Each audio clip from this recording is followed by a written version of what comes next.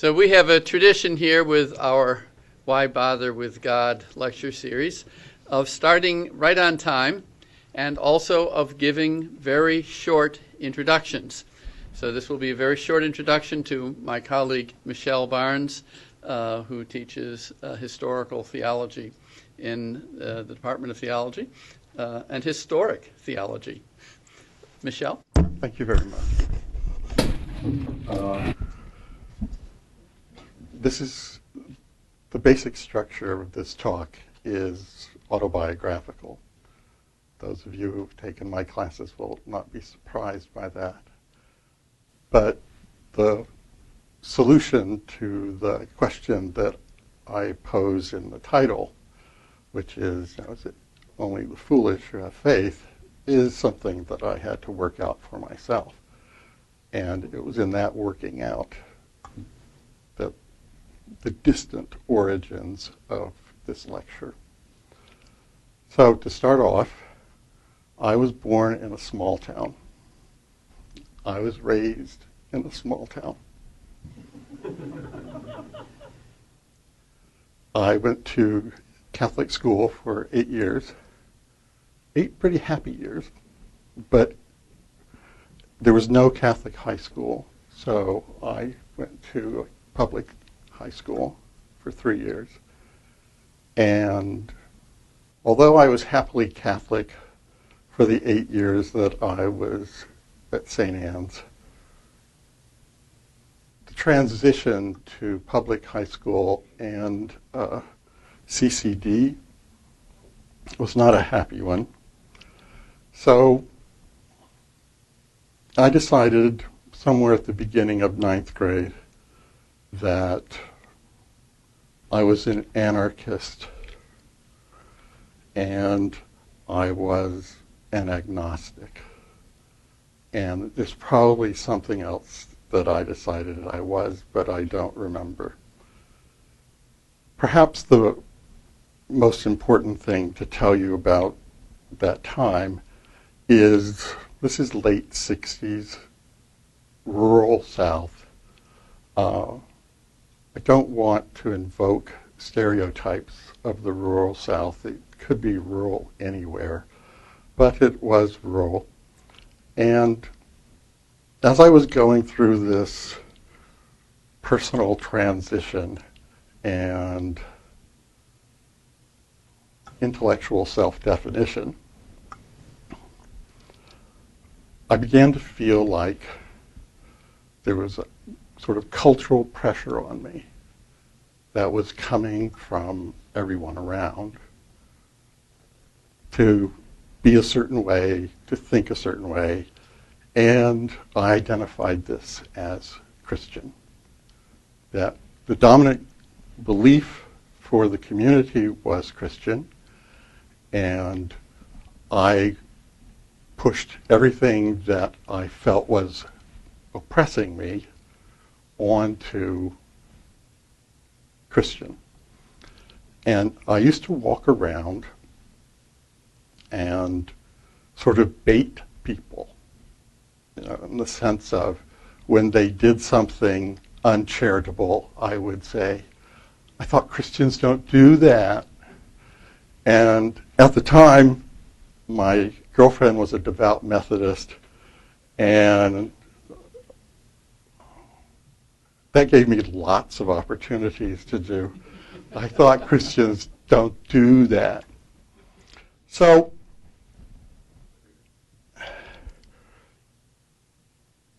if we're thinking about the late 60s, there's a film that came out in 1968, which is called 2001: A Space Odyssey. And 2001, the film, if you haven't seen it, you should.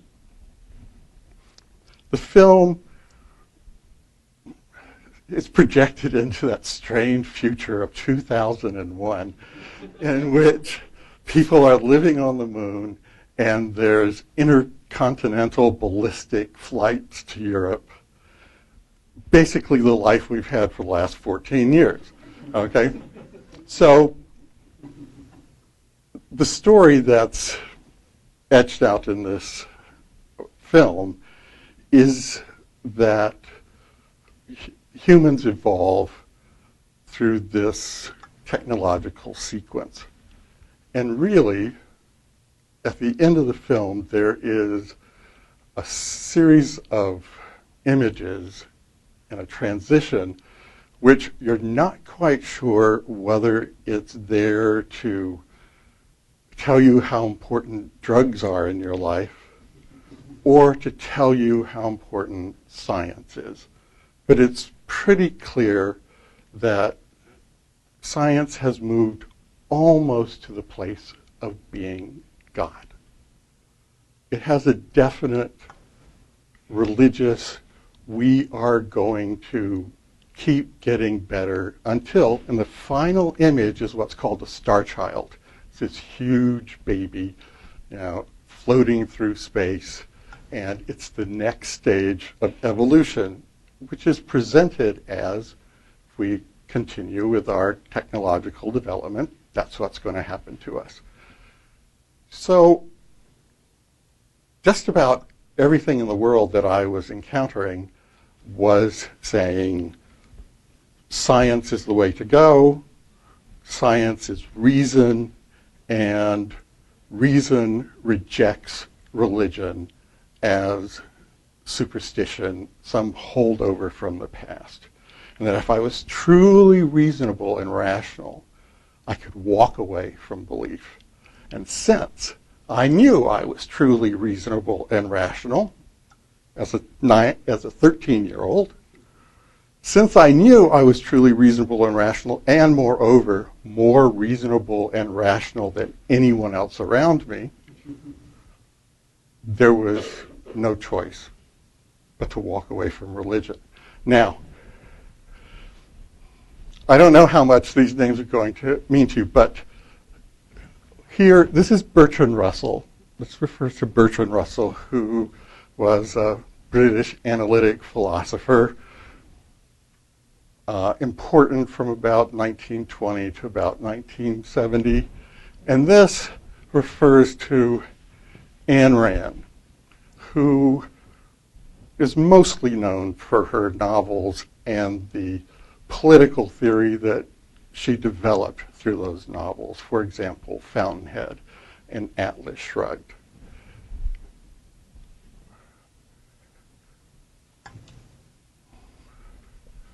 Ayn Rand is usually regarded as being way over on the right. Bertrand Russell was, by his own admission, off to the left. The one thing in common between these two extreme positions was atheism. That whatever your political persuasion, insofar as you were reasonable, you endorsed atheism. So there truly was, it was not a political judgment. Everyone was telling me, everyone that I was reading was telling me, if you're smart, this is what you'll do. And I was reading Russell, and I was reading Ayn Rand. I used to read Atlas Shrugged Sunday afternoons right before I would go to CCD in the evening, which was about 7 o'clock.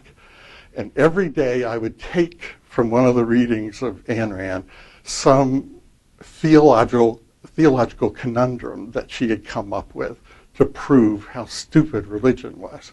For example, can God make a rock so heavy that he can't lift it? Okay, this was supposed to just wipe religion out. And being in 9th grade and wanting to torment my CCD teacher, which I successfully did, I would go in and I would say, well, can God make a rock so big? Okay, and he would look at me. Now, I tormented him for the entire year. I was everyone's notion of a horrible student. After I graduated from college, I took a year off and I went back and I taught CCD in that parish. as a year of penance for the year that I had tormented my CCD teacher. So I read Rand, I read Freud, I read Marx, I read Bertrand Russell. Each one of them has their own critique of religion. Right? Rand's critique is that religion is nothing more than an impediment to your will, that it's something that weak people have set up to capture strong people and keep them in line. It's kind of like Nietzsche. Freud's position was God is nothing more than the authority, arbitrariness, and strength of your parents. And through religion, we try to control that authority, arbitrariness, and power.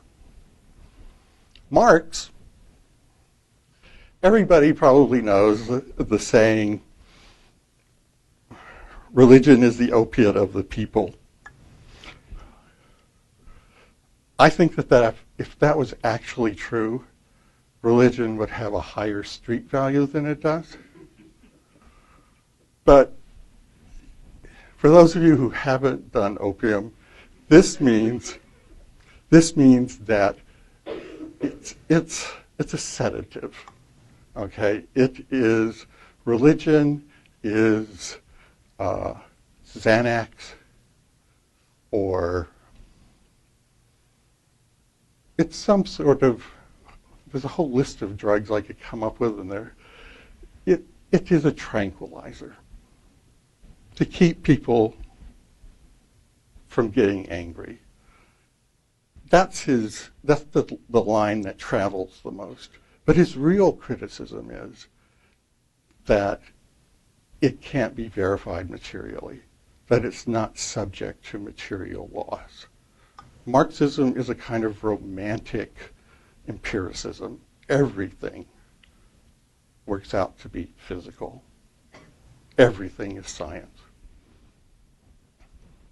Then there was Bertrand Russell, and Bertrand Russell's basic complaint against religious faith was, and in particular Christianity, was that Christianity had a long and violent history, and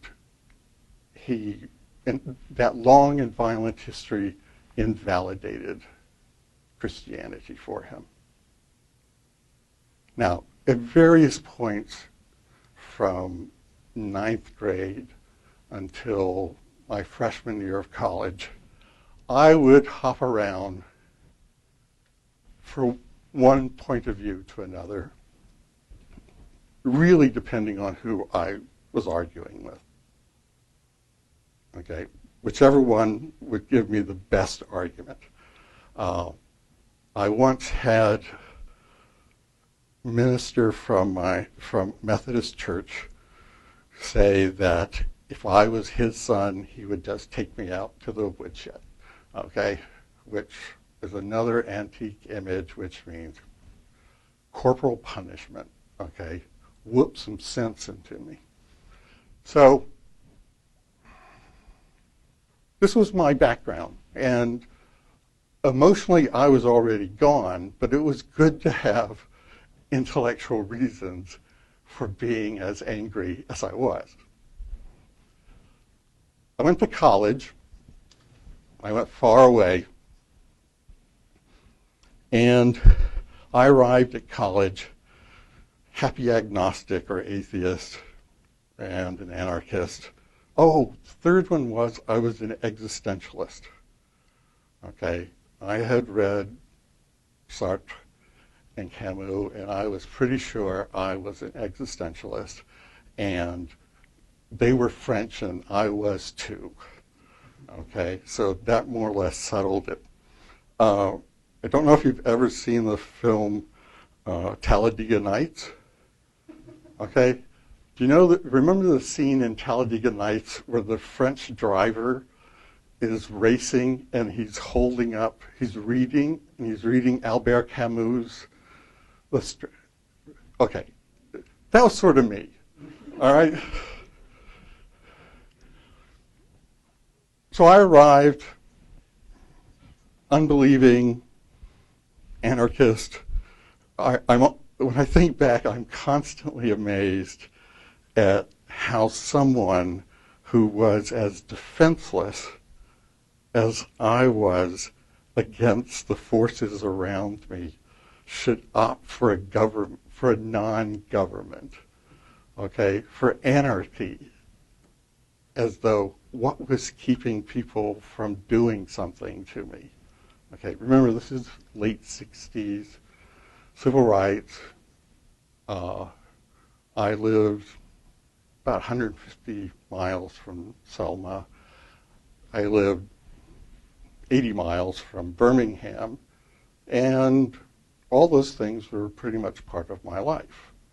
I think I'm probably one of the few people in 10th grade have had an FBI file, which eventually I went and looked at under the Freedom of Information Act. And I really recommend that you do that. Take an opportunity to go to the FBI in Washington, D.C. and put in a little request and say, could I see my FBI file? It'll take about 6 months, but it's, then you can walk around. So there I was, and I settled into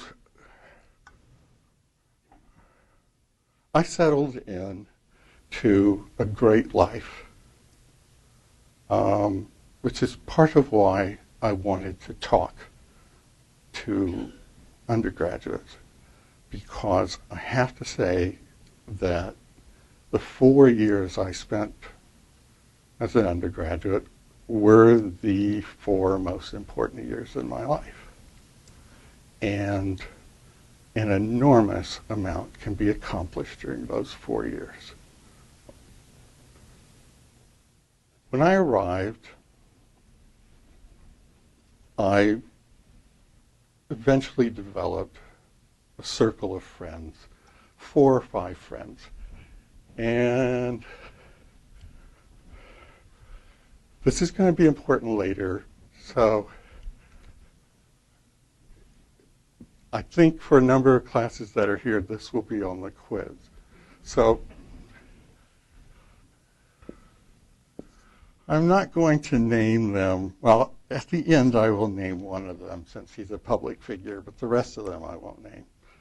But friend number 1 was a Quaker. The first Quaker I had ever met outside of a cereal box. His family was from an old Quaker family, Pennsylvania. Second friend was someone who'd been raised a Methodist, but I think he would be the first to admit that he was nominally Methodist. He'd been raised Methodist, but so what? The third friend called himself an Anglican. This was the first time I'd ever heard the word Anglican. I had no idea what it meant, and he didn't do a whole lot to help me. The fifth person was a convert to Catholicism from the Episcopal Church. And the sixth person was a woman who had already done 2 years of college in Michigan. And she arrived as a devout Maoist.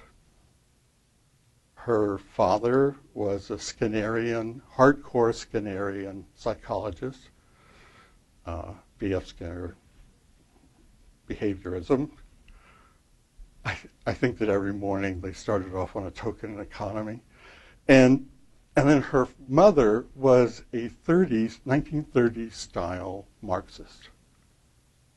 So she was raised in a very modern atheist family. And while she was in Michigan, she became a Maoist, People's Labor Party. She had her little red book. And Maoism at that time was trying to prove its credentials over against Soviet Marxism by proving that it was real communism, that it wasn't any of this watered down stuff that was going on in the Soviet Union. And one of the things that was a marker was that strong belief that the social status of men and women should be exactly the same.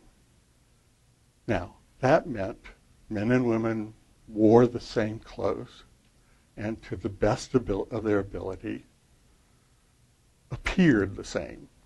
No makeup, short hair. And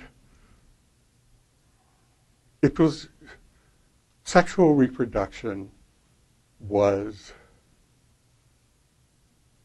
what the party demanded of you or not.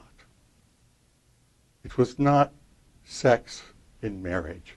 It was sex or not sex at the command of the party. So largely this was abstinence. The last thing is, she was so devout a Maoist that following this unredacted form of pure Marxism and dressing the way the rest of us dressed, if there was an occasion when we would take off our shirts, then she would take hers off. This is not as interesting or exciting as you would think it would be. Okay?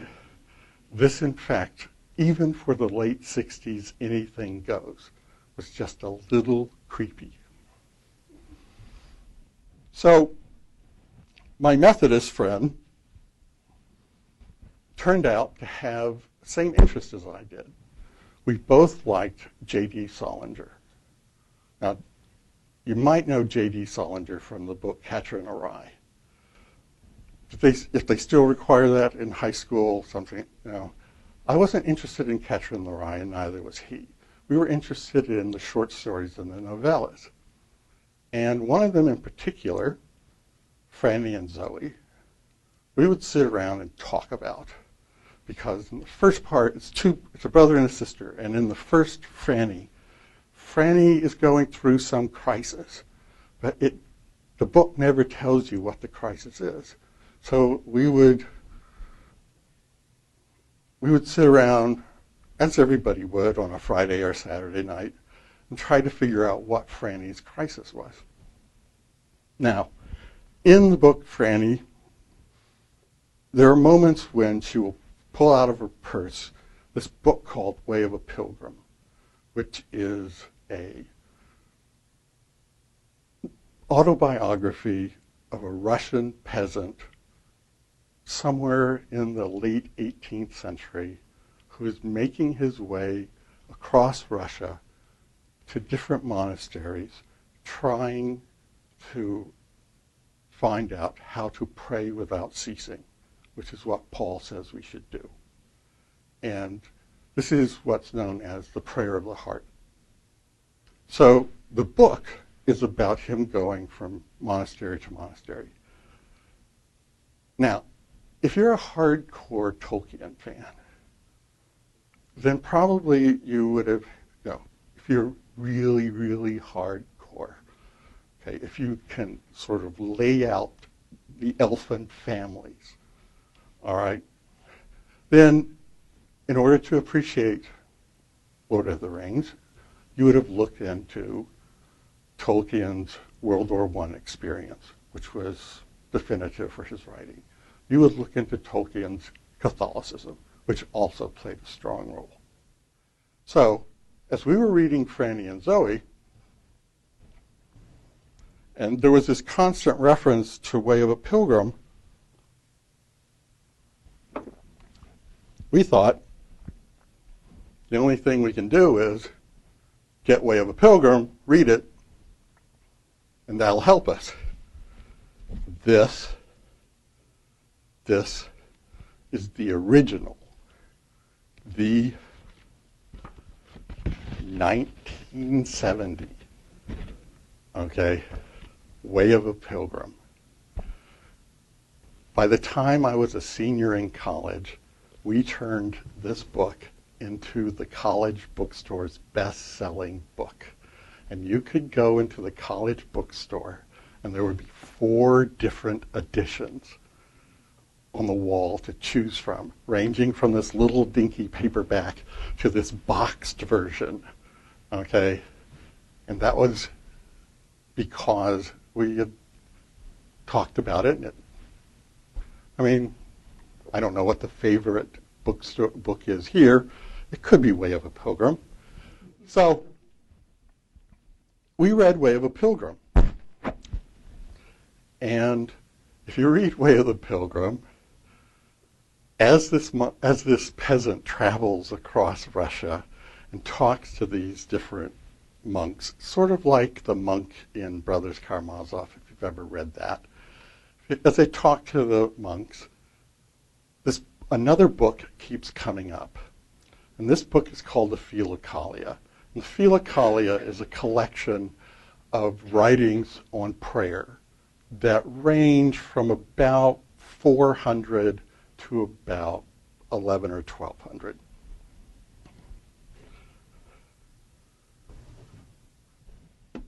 So we ordered the Philokalia from England.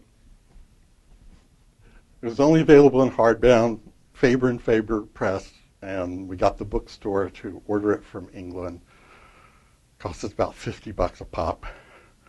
And by that time, we weren't interested in J.D. Salinger anymore. We were just trying to figure this one out. And at the end of the year, my freshman year, the very last class, before class, we were talking about the Philokalia. And my professor recognized it and started talking to us about it. And we thought, this is really weird.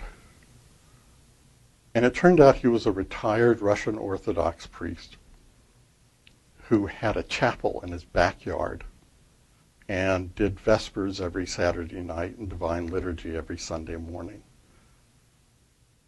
So we found out this important news on the last day of class. We go away, and we come back in September, start going. Okay. I never intended, when I was reading Franny and Zoe, to end up exploring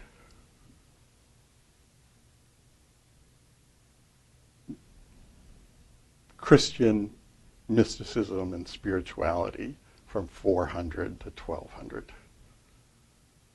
It was just one step after another. And it didn't exactly make Christianity more rational, but it made it more familiar or more personal, in that I was following the thoughts of this person who was struggling to be a good Christian. Remember, I'd spent all of high school going, I think a good Christian would never do that. And here was this guy who was trying to never do that. And the way he was working was through prayer. All right, so I get to that point. And then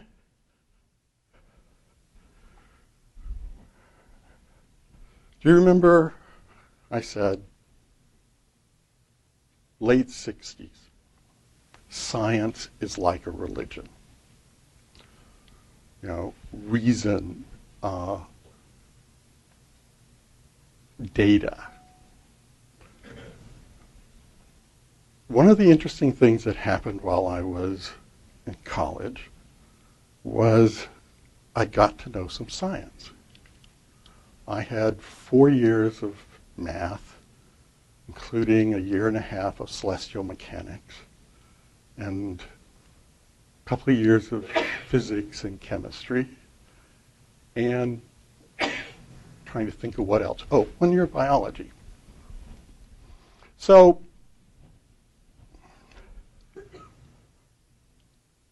I used to, when I was arguing with people, I would go, well, what about Galileo?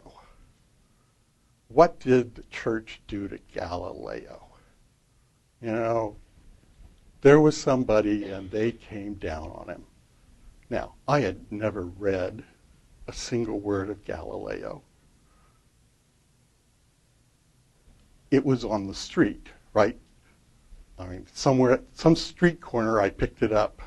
The church came down on Galileo. I think this was in the same class where I picked up the whole dynamics of cooties, okay?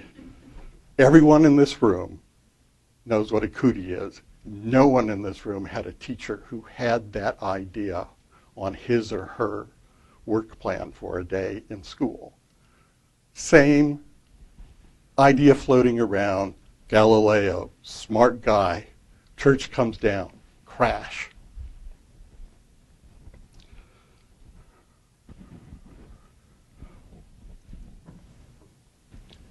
When you start theology course, you do Theo, intro, there are all these strange old texts that are put in front of you. And it's very much unlike the way you would be taught math, business, chemistry, just about anything. We start you off on these old, weird texts. Everybody else starts you off here and now. What I came to learn, though, was that science was lying. Science was working really hard to deny it ever had a past. Okay? It was as though we will only talk about what we think right now. So, for example, pretty sure,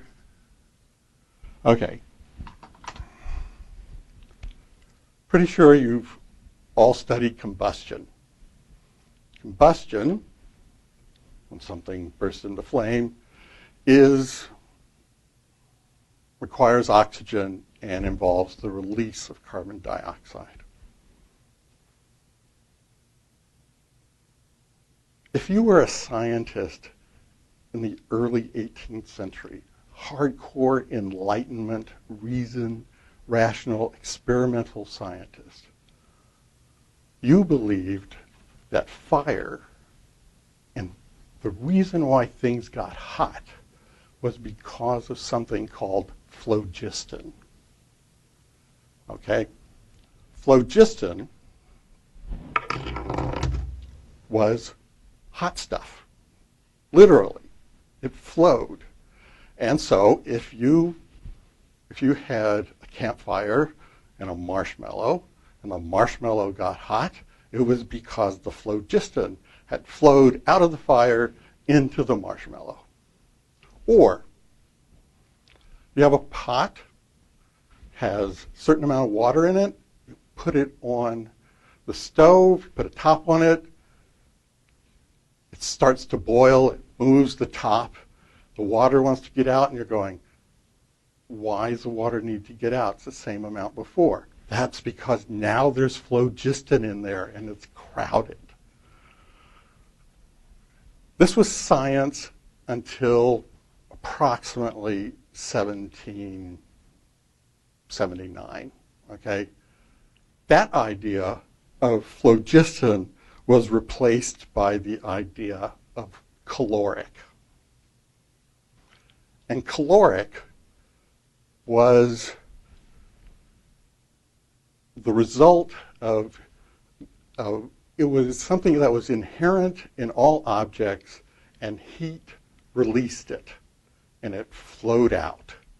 So the reason why, if you stood by a heater, you got hot was because the heater was releasing this caloric, which was traveling to you. This is chemistry. This is Enlightenment science. This is pure mind experimentation. You can go home and boil a pot, and the top will rattle, and you can prove to yourself the existence of phlogiston. By the way, it's spelled pH, not F. So when you go home and you Google it, do pH. The other thing, and this goes back to Galileo, is the Galileo story is basically the church wanted to keep the idea that the earth was the center of the universe. It's called a geocentric system. And Galileo had proved somehow that no, the earth moved, and in fact, the system was not centered on the earth. This is what's known as the heliocentric system. Now,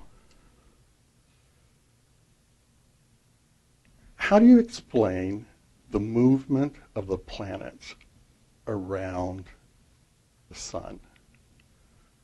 Okay?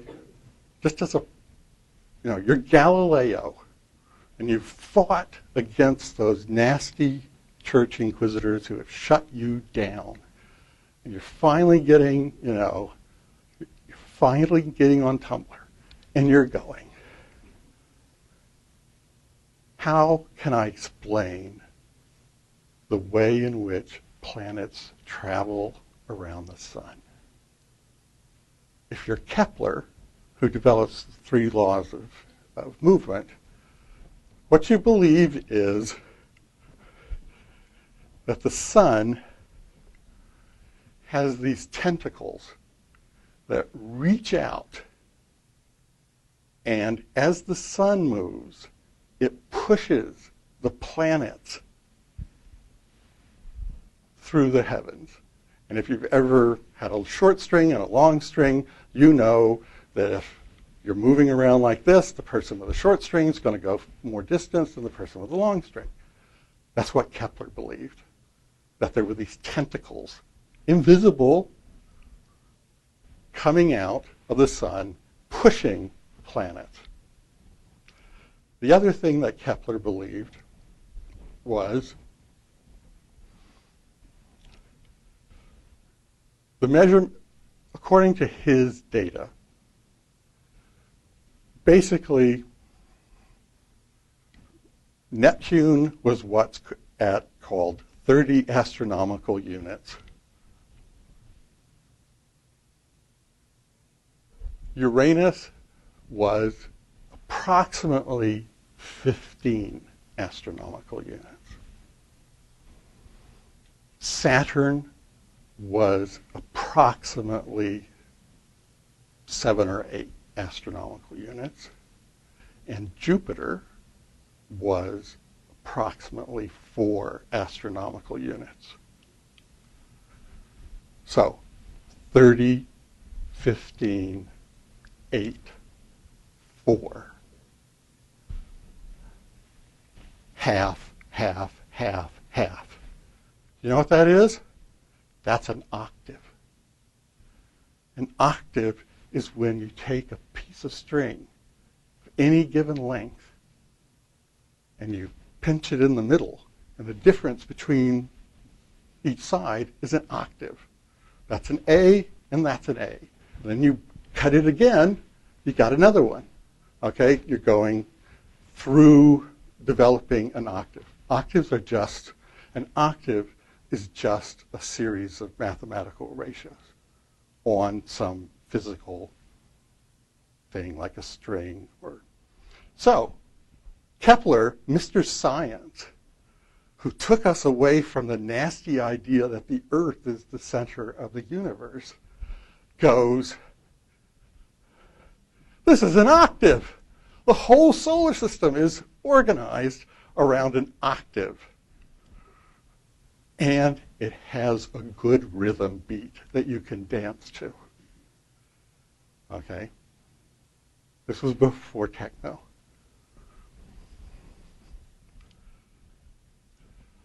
If you study celestial mechanics, or if you study astronomy, they're not going to tell you this. They're going to tell you what they think right now. Pluto is not a planet. If theology was to teach the same way, your first day of theo would be your professor saying, Christianity started when somebody pulled a Gideon's Bible out of that drawer in their hotel. And that's why there's Christianity. Okay? If we were to take the same narrow slice and say, that's all we're going to tell you about, then what we would tell you is, it started with Gideon's Bible. You know, people all over the place started reading this thing.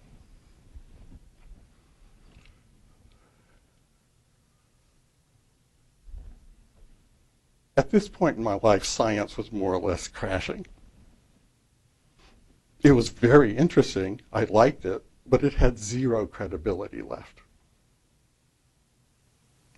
Not in the sense that it was a lie, but in the sense that it required me to be an amnesiac. And I was coming to believe that anything which required me to be an amnesiac was a bad thing to believe in. If you have to deny the history, you shouldn't be there.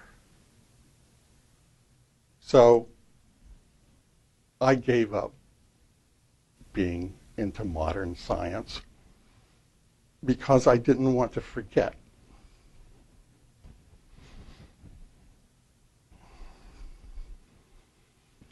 When I went back, I had these guys I had to deal with. And aside from Ayn Rand, I read them all again in college.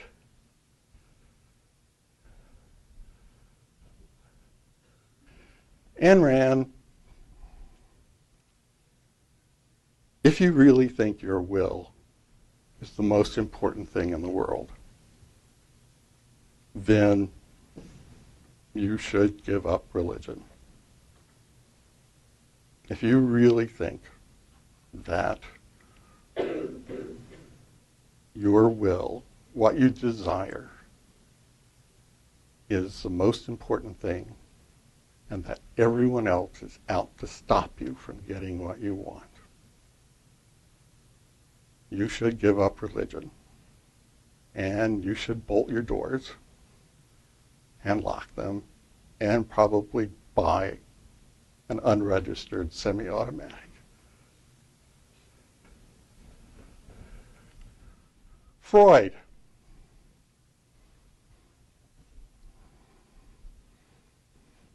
Remember, Freud said,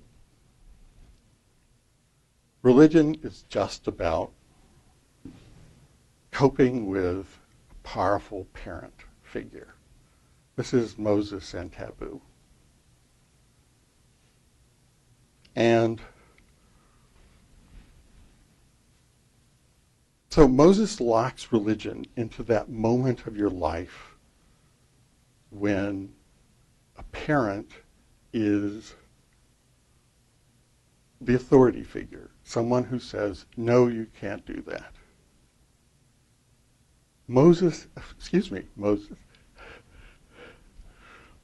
Freud never imagines a healthy parental relationship. His discussion of parent-child, which is what he bases his critique of religion on, always is premised on the notion of a pathological relationship, of unpredictable power, and defenselessness. If you admit the possibility that there could be a healthy parent-child relationship, then Freud's critique doesn't work.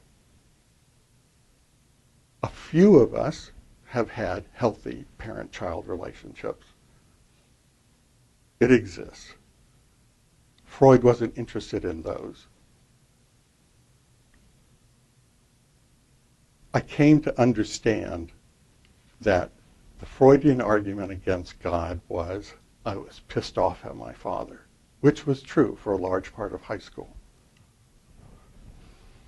Marx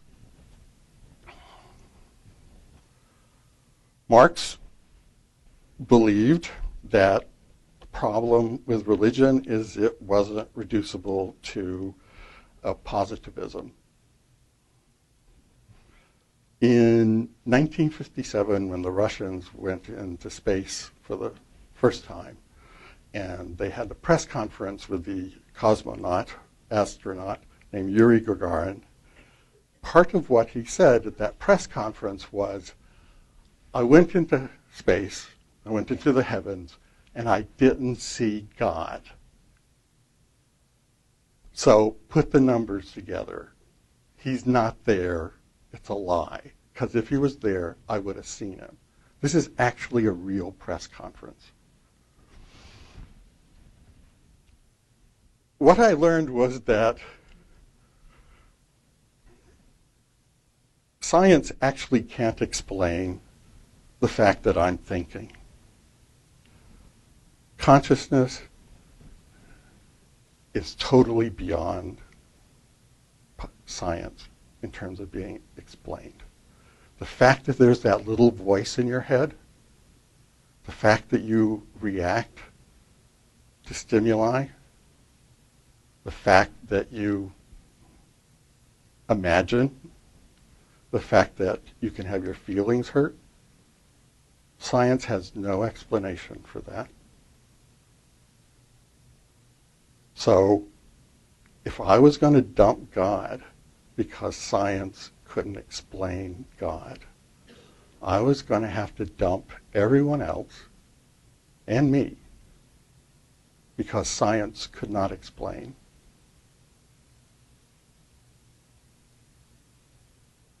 Finally, there was Bertrand Russell. And Bertrand Russell's argument was the moral argument.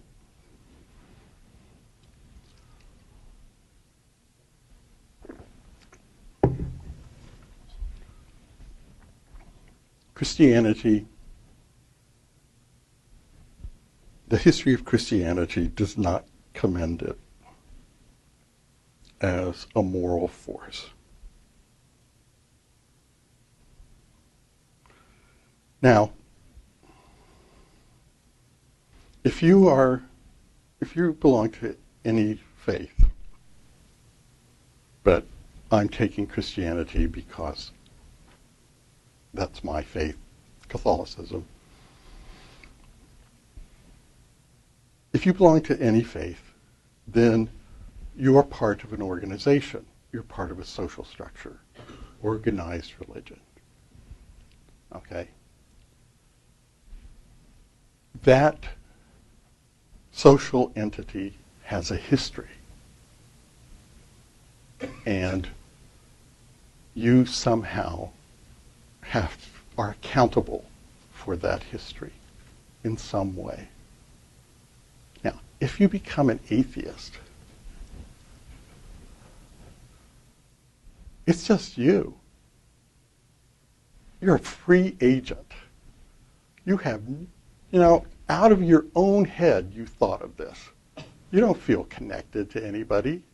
You don't feel like you have a history. And you certainly don't feel like you have a history that you have to account for. I could believe that, even though my atheism depended upon these people.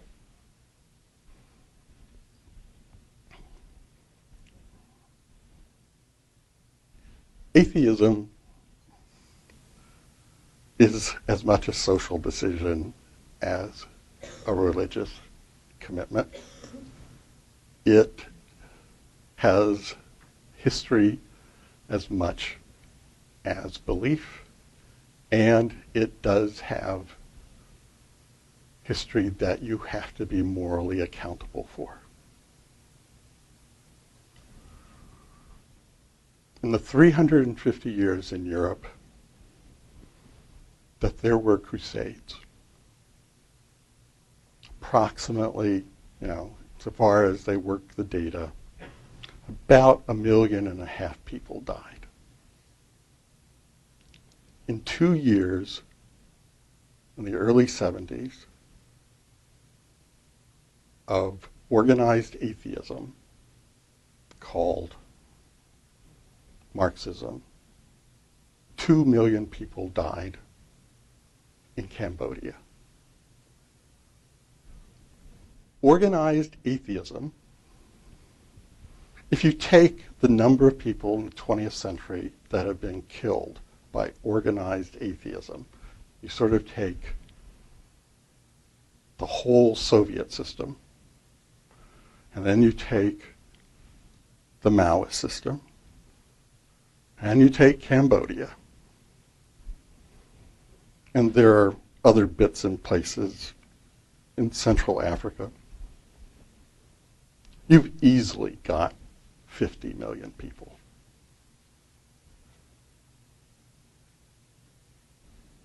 We may have been bad.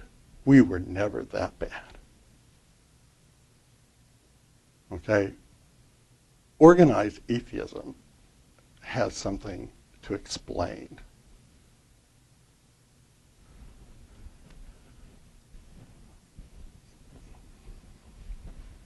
Russell was wrong. He was fooling himself. Okay. So by this time, I'm in my senior year, and I still have those friends. And what has happened to us is the beginning of my junior year, I came back to Catholicism.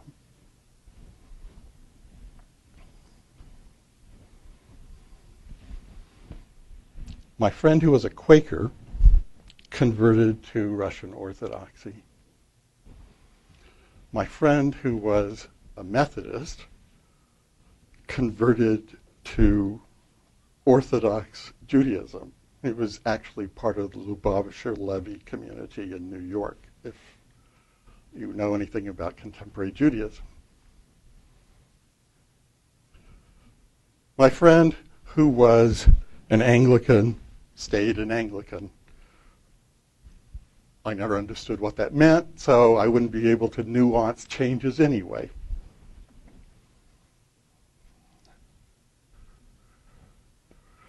My friend who was a Catholic convert from Episcopalianism,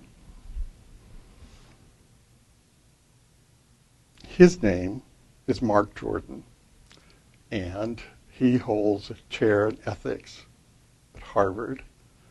And in the last 10 to 15 years, he is most famous, best known, for trying to speak up for homosexuality in the Catholic Church. He started off doing medieval theology, and now, like I said, last 15 years, until about 10 years ago, he got offered this chair. Originally, it was the Niebuhr Chair in Ethics. And then, number 6, my Maoist friend. My Maoist friend is now a Mother Superior of a Russian Orthodox convent in Alaska. She went to Harvard. She did an MDiv at Harvard. And she went to Alaska to do missionary work, became a nun, and eventually became a mother superior. Whenever I meet nuns who belong to that particular monastery, I always go, I dated her. Okay? You're Mother Superior, Mother Rosa? Yeah, we dated. Okay? I don't tell them about the malice part. Okay? I want to save her some authority. But it's sort of fun to just watch their jaws drop. So,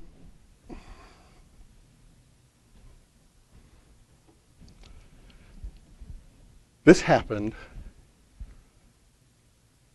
in part for the reasons that I've told you, the rational reasons, okay? The reasons in which I discovered that my thinking about what faith was versus what reason or science was just wrong.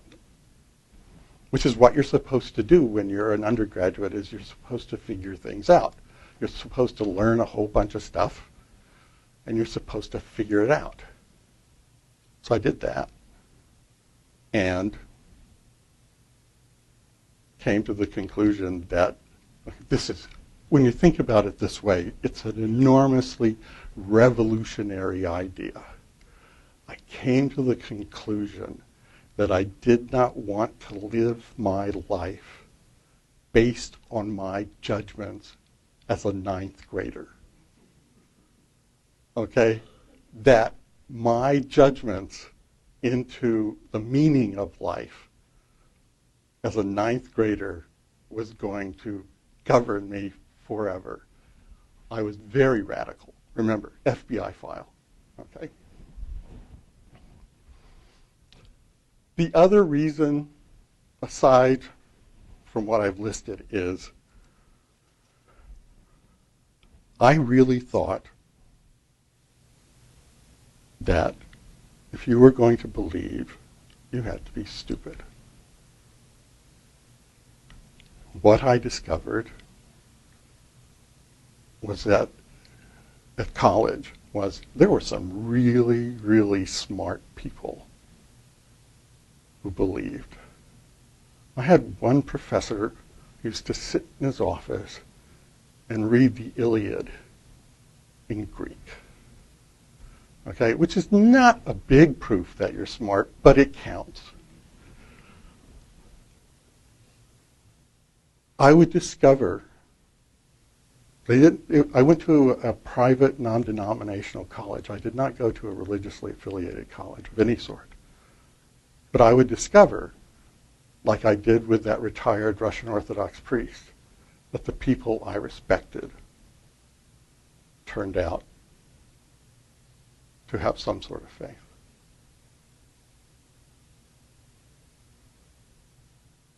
So, aside from all the things I learned, I have to be honest and say, the fact that I have a faith now really depends upon those 5 or 6 people and about 10 professors that I had as an undergraduate, including that Russian Orthodox priest. The one last thing I will say is this.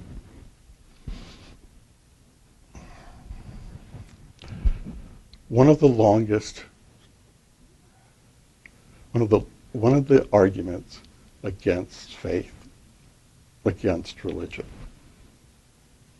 is that's okay if you need it, but I don't need it.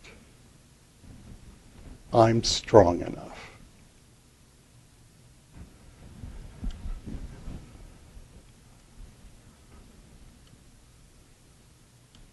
The real problem in life, and this is the old guy talking to you, okay, Santa Claus, whole 9 yards.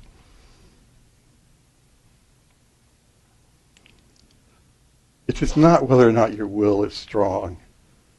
It's whether your will is any good. And you can have a very strong will and be very evil. So having a strong will, being strong, isn't really what you want to live your life by. But more importantly, the problem that you have to face that is really, from my perspective, the religious problem, is not a matter of your strength. It's the matter of your weakness.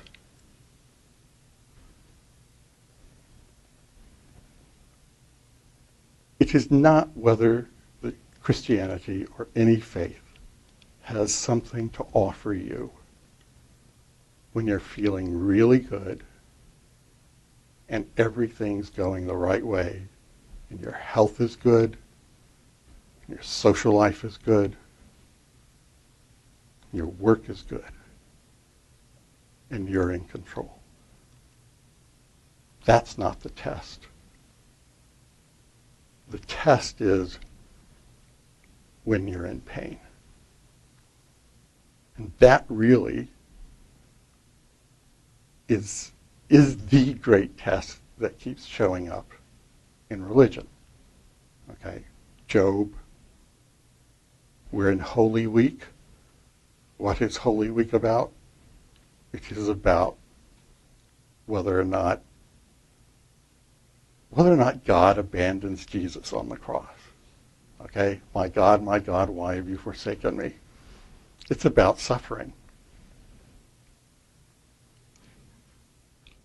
I think the real test about a religion is whether or not when you come to the pain that you will come to, it has something to give you. It can explain things. It can comfort you.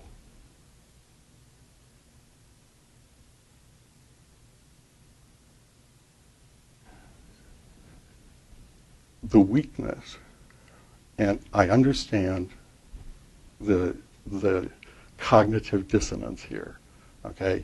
I'm 63. I am well aware of my body's weaknesses.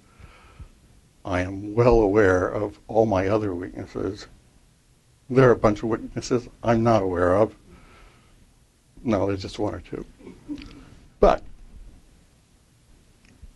when I was in college, I was not aware of my weaknesses, except one time when I got dumped really, really badly. Okay? That one, okay? The rest of the time, everything was great. However, you know and I know, even now, when things go well, when basically the toughest decision is what's going on Saturday night, even now, something painful can erupt. You can lose a parent. You can lose your best friend. You can discover you're sick. You can be rejected. You can be hurt. You can have a history of being hurt.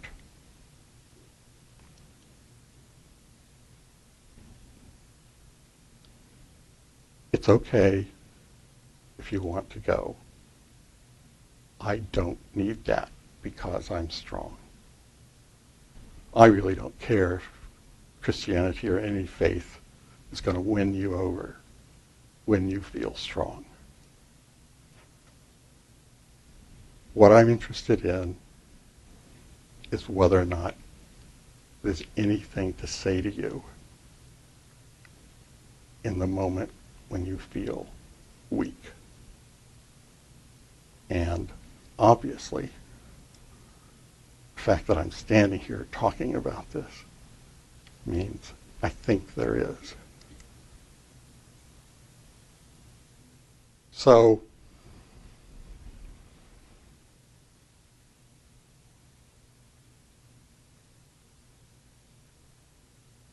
go listen to a bunch of Leonard Cohen. You know, the splinters of the crosses we all have to bear. And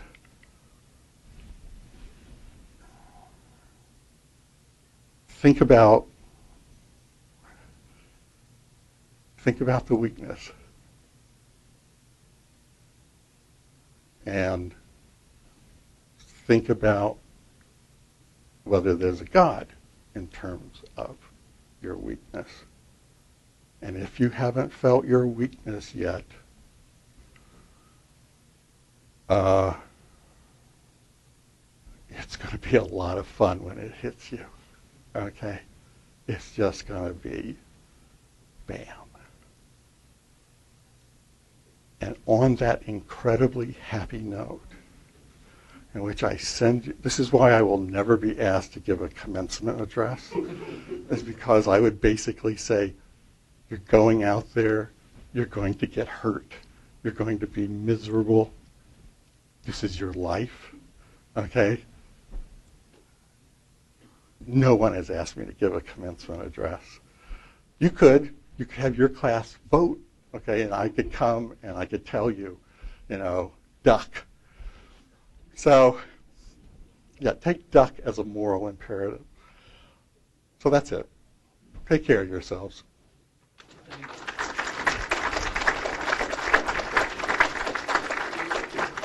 We've gone a few minutes over, but I'd like to give you all an opportunity if anybody would like to ask Michel questions. And Michel, you can field them yourself. You don't have to, but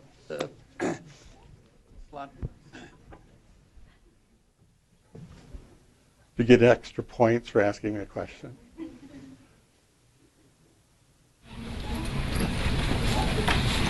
What role does the national children in the Philokalia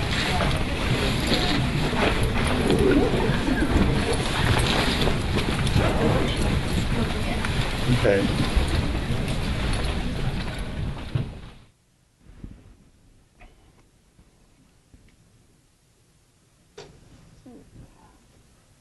Both the way of the Pilgrim and the Philokalia are about techniques of prayer.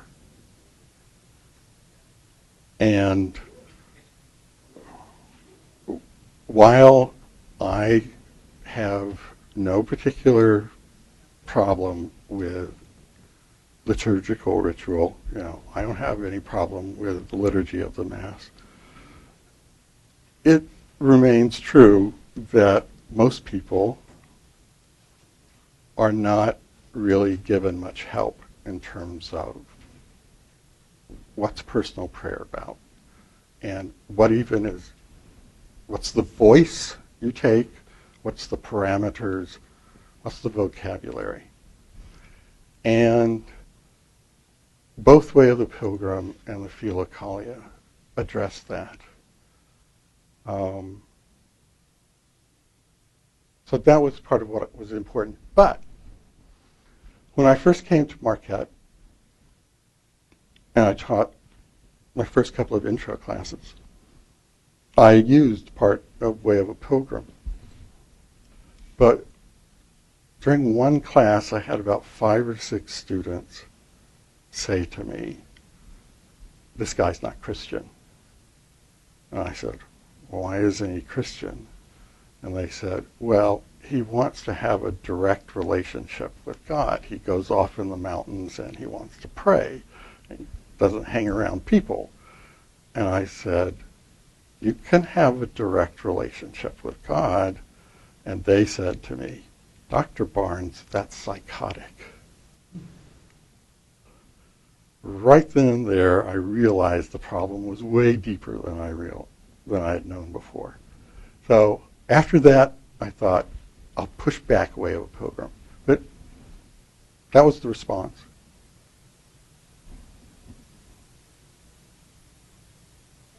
Yep.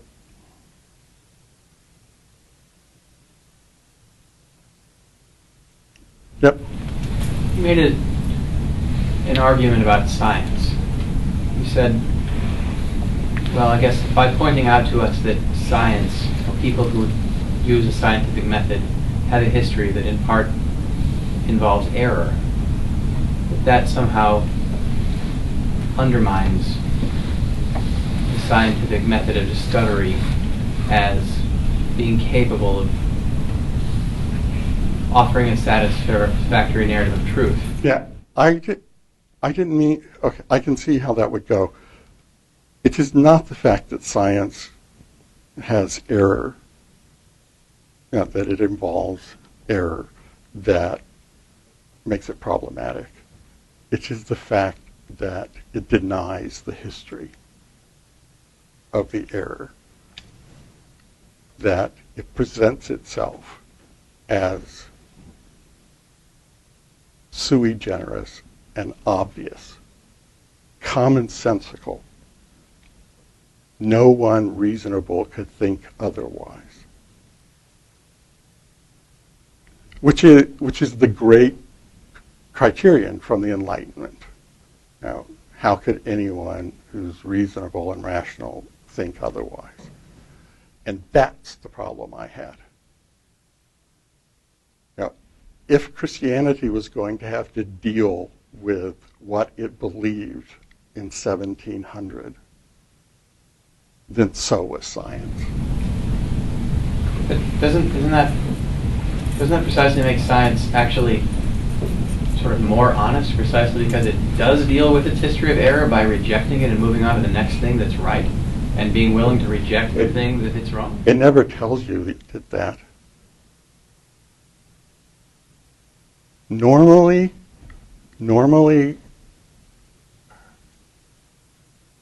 people who hide their history from us are people we are cautious about and leery of. And part of the authority that science has is to hide its mistakes until something horrible happens, and it can't. So it is the prerequisite of amnesia that worries me. Okay? That's what worries me. Yeah, you said a little bit of where religion or faith or Christianity makes a difference in those places of pain at the end. Would you say that's how you came to it as a junior? You say as a junior in college, when you said that you came back to Catholicism, seemed more as a place of strength. How does that then connect to maybe later in life, those moments of pain or weakness? Okay.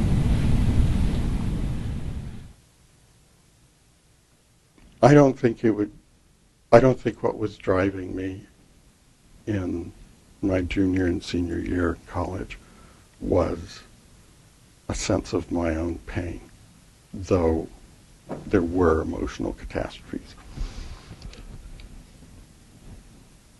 I was actually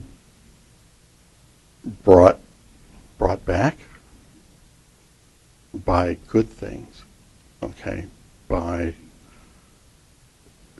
the professors that I had, by the friends I had, by learning how to pray, by going to Vespers on Saturday night. So there were good things that brought me back. But I would say that the test is whether or not there was anything when the crap started later. Okay? I'm not saying that every time something bad happens to you, you better get a faith. Okay? I'm not saying that. That's not what happens to Job.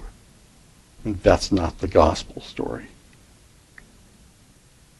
What I am saying is that the measure of the faith will turn out later. That it's really not a question of how it works when you're doing okay. It's a question of what happens when you're Job, or what happens if these guys are nailing you to a slab of wood.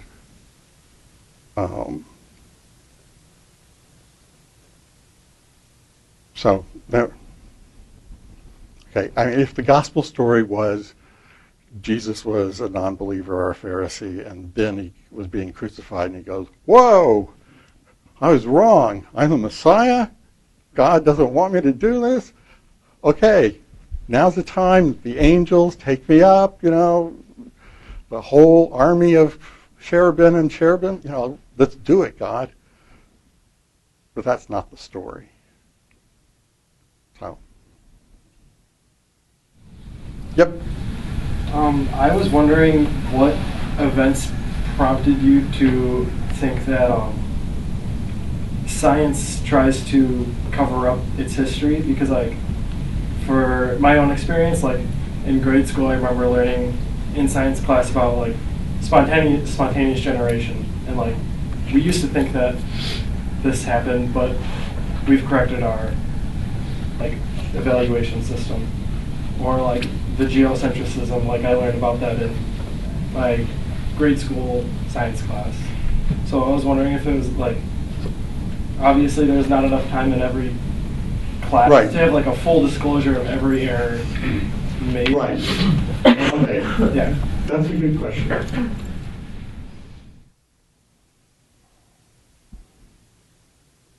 And it's not unlike the question that Jason asked her.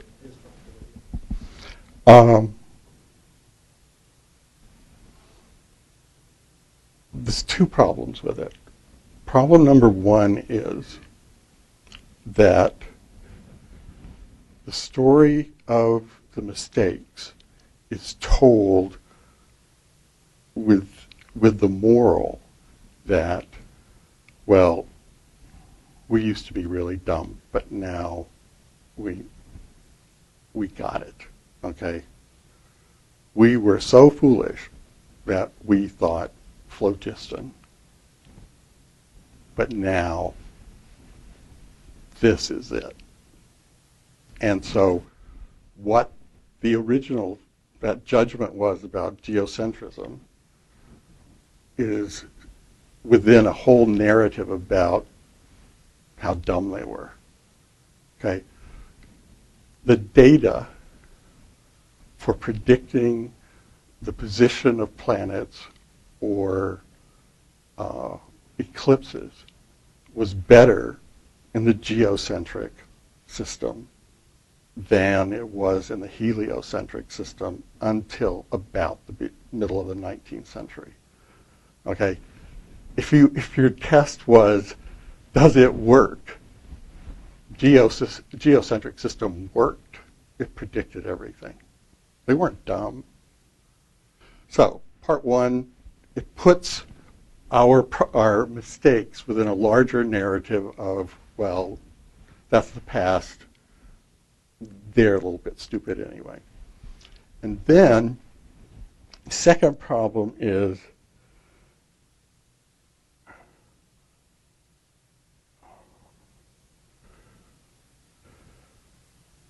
I'm trying to come up with an answer which doesn't repeat what I said to Jason. I think I will say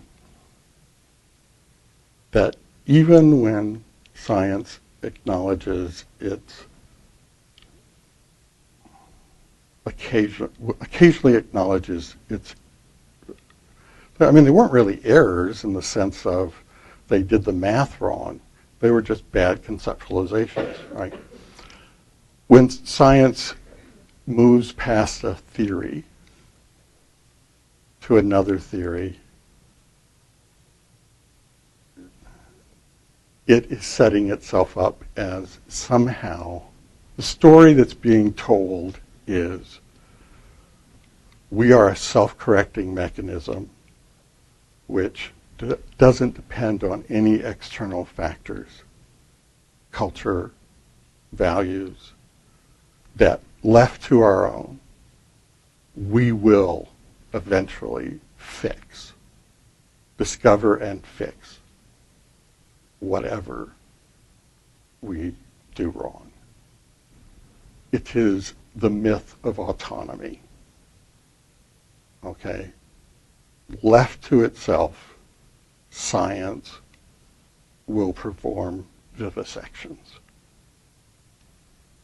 Okay? Left to itself, science has taken prisoners, used prisoners for experiments. Okay? It's the element of autonomy that's implied in the way those stories are told. That's a problem. Does that make sense? Okay. I want to thank you. You have held people here longer than any other speaker has, so I think that's a tribute to your success tonight. So thank you, and I presume that if any of you have further questions, that Dr. Byron would be willing to entertain them privately. Thank you, Michel. Thank you.